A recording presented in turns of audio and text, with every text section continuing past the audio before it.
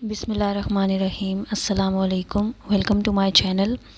हमारा आज का टॉपिक है खिलाफत मूवमेंट, जो कि पाकिस्तान अफेयर्स के हिसाब से बहुत ही इम्पोर्टेंट टॉपिक है और हमारी हिस्ट्री का बहुत इम्पोर्टेंट इवेंट भी है।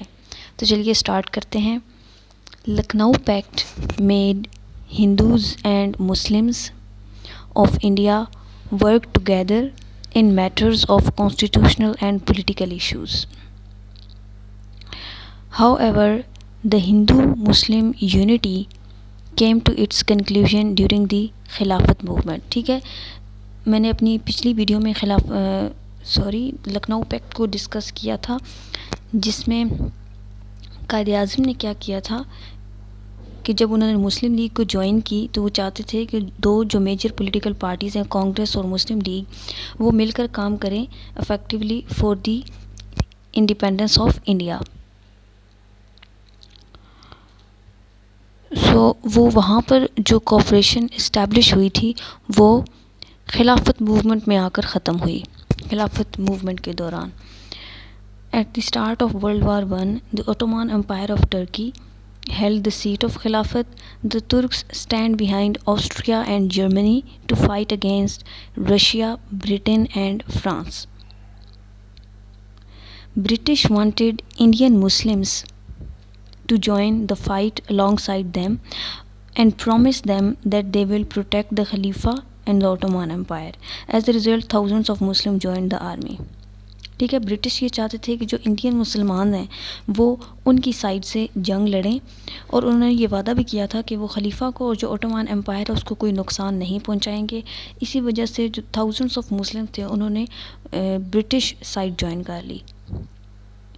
हुआ ये कि जो तुर्किश साइड है वो जंग हार गया, और यहाँ पर मुसलमानों को जो है वो खलीफा और ओटोमन एम्पायर का ख़तरा हुआ कि उसको किस तरह से ट्रीट करेंगे ब्रिटिशर्स। अब रीजंस क्या थे for the rise of Khilafat movement? British captured Ottoman empire including Medina and Mecca. To protect these places movement was launched. ठीक है, ब्रिटिश ने जो वादा किया था उसको तो उन्होंने पूरा नहीं किया। मक्का, ओटोमन एम्पायर को इंक्लूडिंग मदीना और मक्का, इनको कैप्चर कर लिया, तो इनको इन प्लेसेस को सेव करने के लिए, प्रोटेक्ट करने के लिए ये मूवमेंट लॉन्च की गई। खलीफा of Turkey was dethroned. The British forgot their promise to treat Turkey better. The Muslims of India were grief-stricken because the Turkey was the last great power left to them. They believed if Britain destroyed Turkey, then Muslim will become like Jews, people without a country of their own. एक आखिरी ये great power थी मुसलमानों के पास, Ottoman empire, इसलिए उनको ये ख़तरा था कि कहीं वो भी ज्यूज़ की तरह ना हो जाए जिनके पास अपना कोई मुल्क नहीं है। खिलाफत कमेटी के ऑब्जेक्टिव्स क्या थे? In 1919 Khilafat committee was established to launch the Khilafat movement. Maulana Shaukat Ali was decided as the general secretary of Khilafat movement. The National Congress also gave support to this movement. National Congress की भी सपोर्ट थी उस वक्त।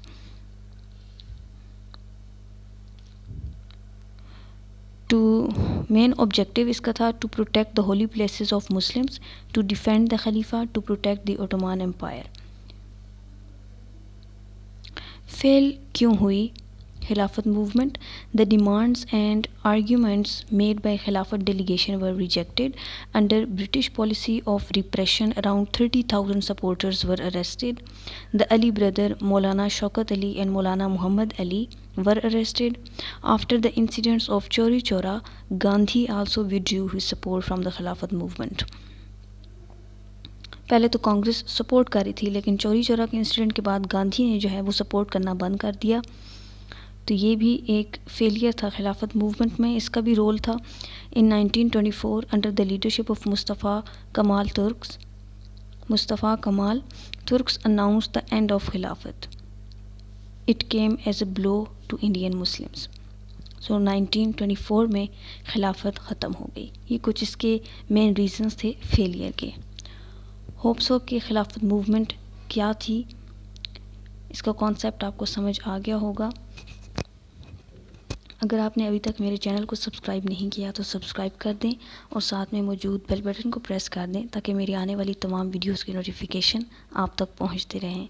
Thanks for watching. अल्लाह हाफिज़।